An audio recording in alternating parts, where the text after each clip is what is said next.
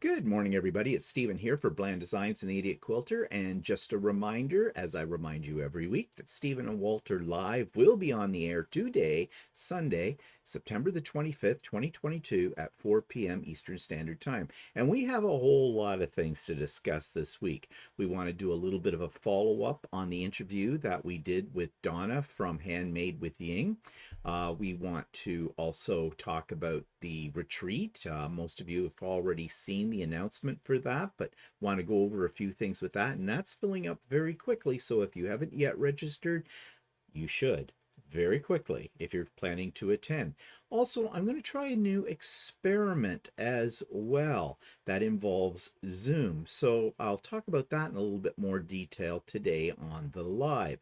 And of course, we have things to show you, and I've been doing some politician baiting, as I would like to call it, and we'll explain all of that too. So a lot today to get through on this episode of Live. So I hope you can join us, join in the conversation, and you never know where we will end up. So that's today, Sunday, September the 25th, 2022, starting at 4 p.m. Eastern Standard Time. Hope to see you then. Bye-bye.